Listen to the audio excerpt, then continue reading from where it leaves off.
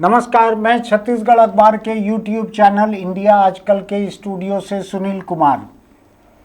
छत्तीसगढ़ का कवर्धा जिला, आदिवासी बहुत सारे हैं, वहाँ पे गैर आदिवासी भी हैं।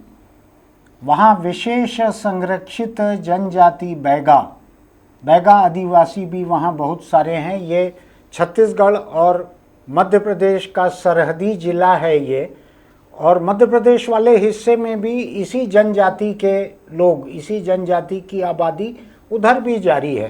ये राज्य वगैरह तो बाद में बने हैं। यही बैगा जो हैं ये इधर के आदिवासी हैं, ये हजारों साल से यहाँ पर हैं। ये राज्य उज्य कितना, ये मध्य प्रदेश, छत्तीसगढ़, ये सब जो है ये तो पिछले पौन सदी का खेला है ये। तो जो उस इलाके के मूल निवासी हैं, जो उस इलाके के आदिवासी हैं, सबसे पुराने आदिम निवासी, सबसे पुराने, उनमें जो विशेष संरक्षित जनजाति मानी जाती है उनमें से एक है बैगा। इस बैगा जनजाति के 15-20 बच्चे, नाबालिग बच्चे हैं, छोटे छोटे से हैं।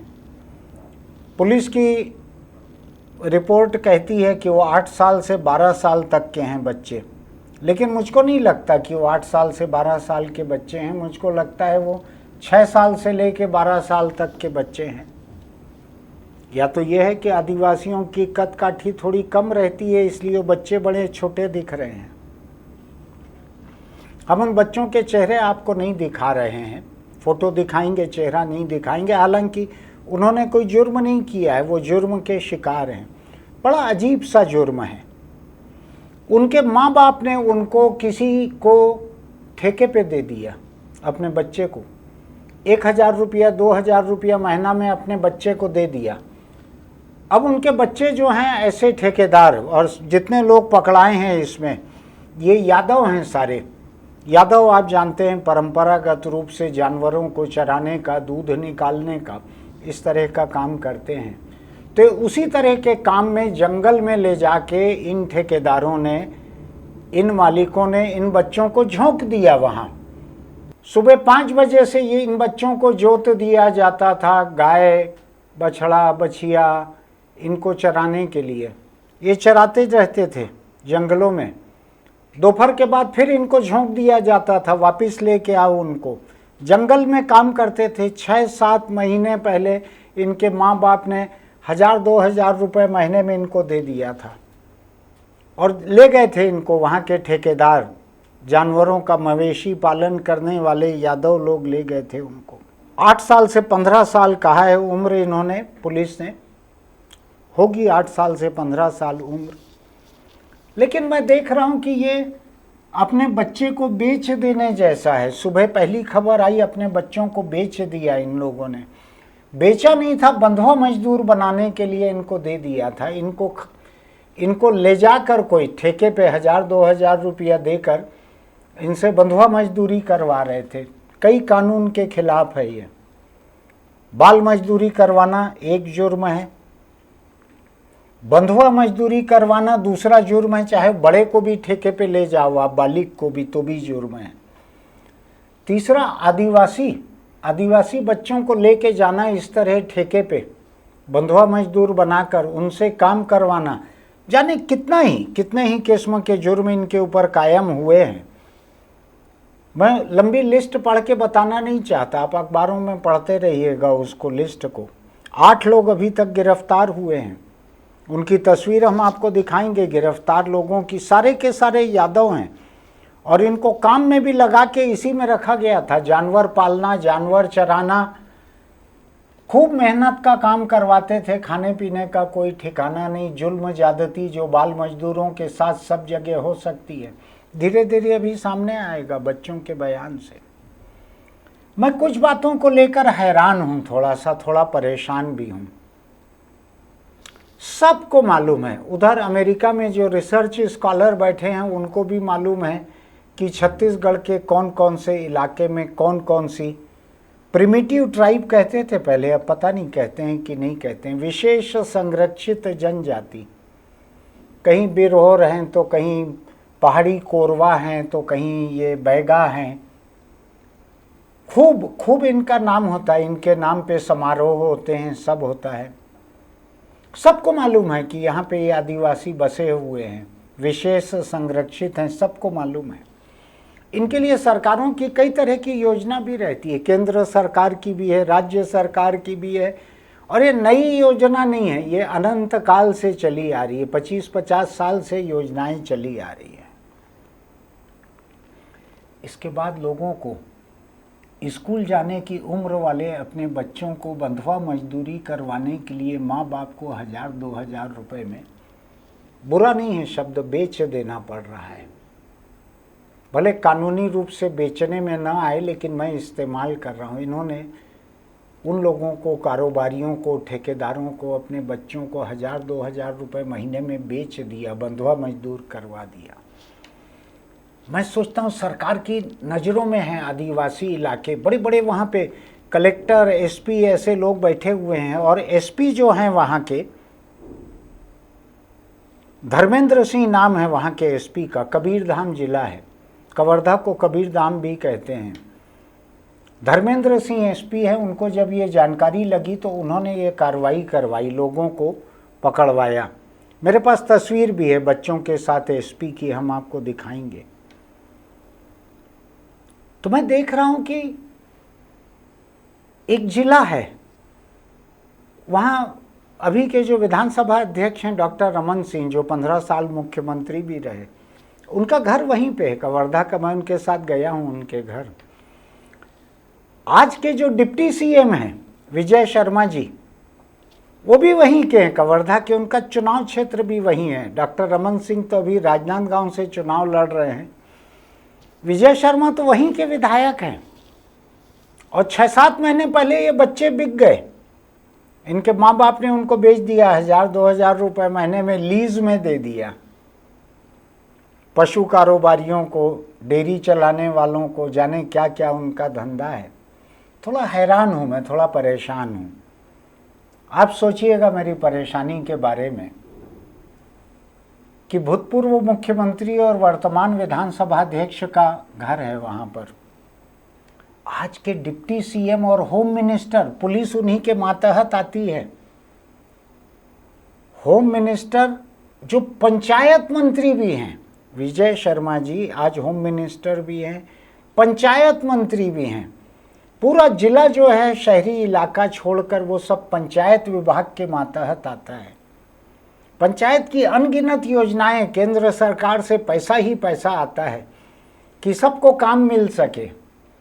ये बैगा लोगों की ऐसी स्थिति क्यों है कि इनको अपने बच्चों को 2000 रुपया, 1000 रुपया महीना में भेज देना पड़ा। महीनों से चल रहा है ये, कई महीने पहले से बच्चे गए हुए हैं। 8 साल, 10 साल, 6 साल, 12 साल के बच्चे मेरे और आपके घर के रहें तो हम उनको दोपहिए पे या चौपहिए पे शाम को हफ्ते में कम से कम 1 आध बार ले जाके कभी आइसक्रीम खिला देंगे, कभी कुछ कोई बच्चे मोमो खाते हैं, कुछ चाट खाते हैं, कोई कुछ खाते हैं, उनको ले जाएं उन बच्चों को खिलाने के लिए। ये बच्चे मजदूरी कर रहे हैं जंगल में, ऐसे जंगल में, इस छत्तीसगढ़ के जंगल में कहीं जंगली सुअर मजदूरों को घायल कर दे रहे हैं। अब भी की घटना है 2 दिन पहले की, इसी के पास के जिलों में कहीं जंगली सुअर काट खा रहे हैं लोगों को, कहीं हाथी कुचल रहे हैं, कहीं तेंदुए उठा के ले जा रहे हैं। ऐसे में विशेष संरक्षित जनजाति है ये बैगा, ध्यान से सुनिएगा, विशेष संरक्षित जनजाति है बैगा।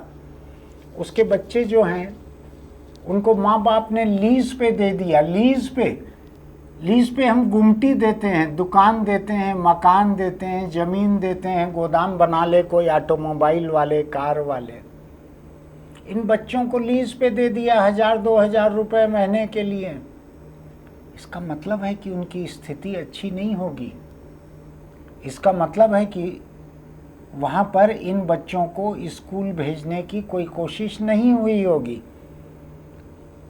अगर बैगा, विशेष संरक्षित जनजाति बैगा के बच्चे अगर स्कूल जाने की उम्र में बाहर हैं तो सरकार की मशीनरी तो बहुत बड़ी है, शिक्षा विभाग की, आदिम जाति कल्याण विभाग की, पुलिस की, राजस्व विभाग की, कलेक्टर के मातहत, फॉरेस्ट विभाग की, सबकी मशीनरी है।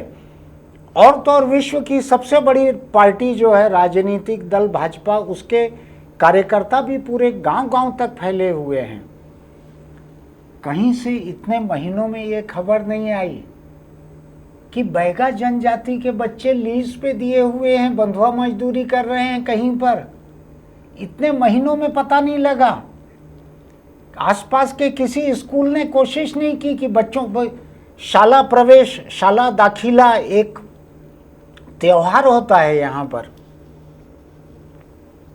किसी ने कोशिश नहीं की इन बच्चों को स्कूल ले जाने की।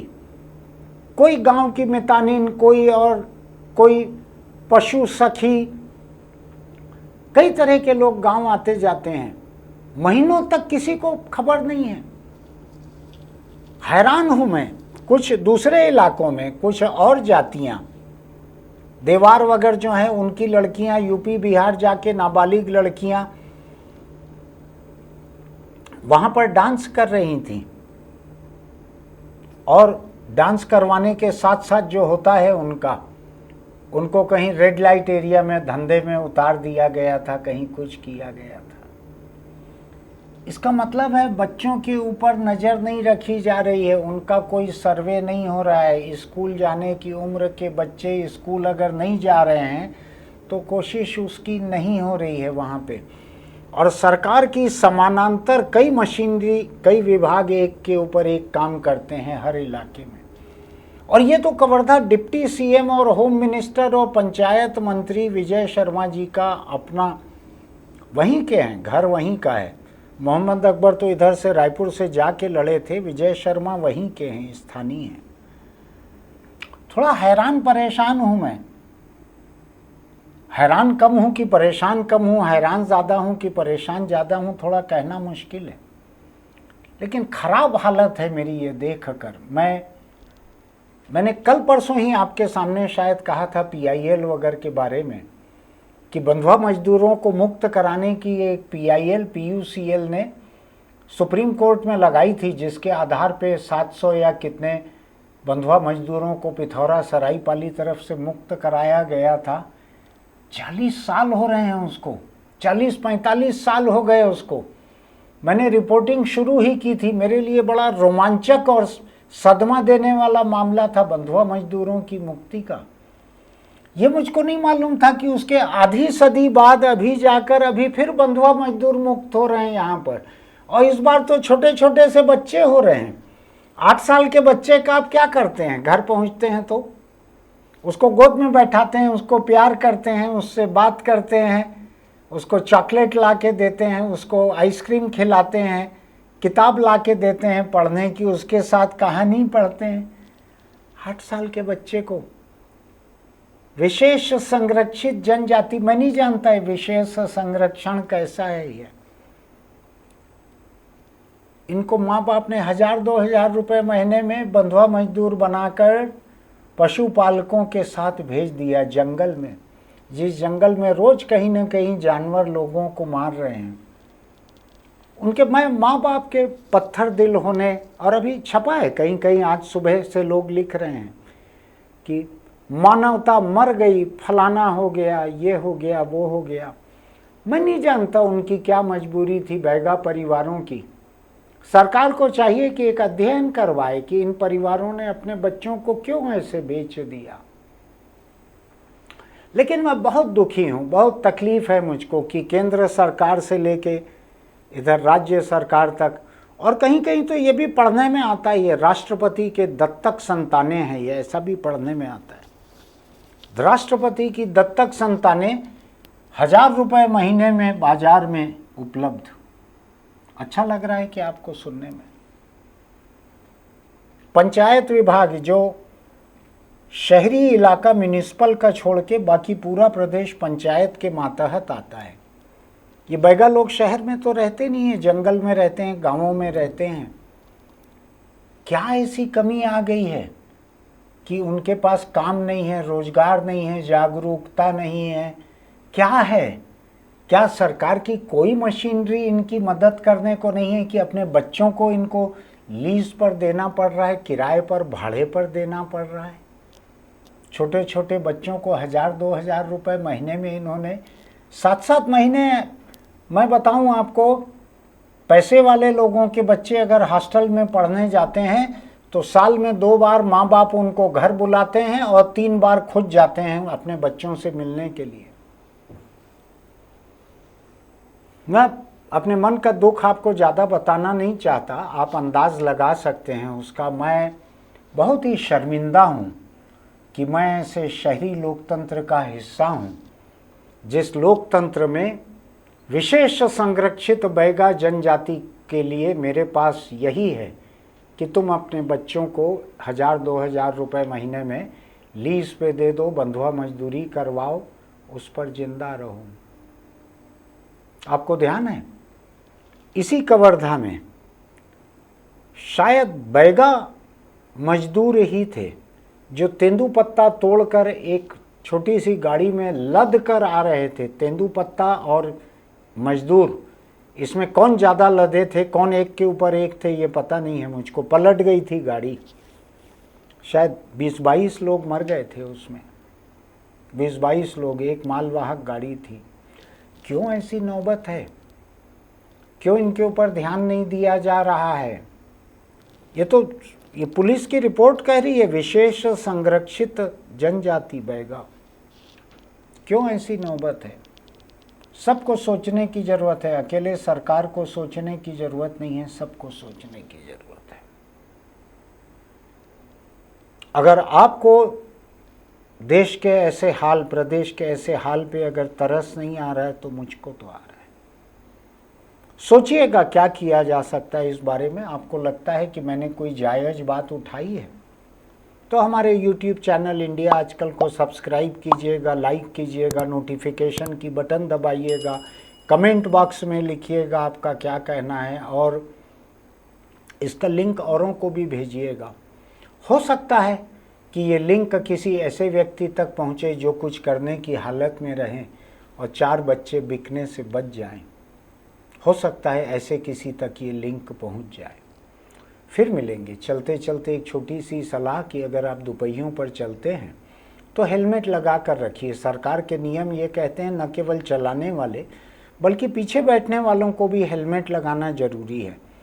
2 लोगों का अगर जुर्माना होगा, अगर पुलिस कड़ाई से चालान करेगी तो 2 जुर्माने पे 1 हेलमेट का दाम हो जाता है। तो मैं जुर्माने से बचने के लिए नहीं, आपके पास पैसा बहुत होगा, आप जुर्माना पटा सकते हैं, आप ज़िंदगी वापस नहीं ला पाएंगे।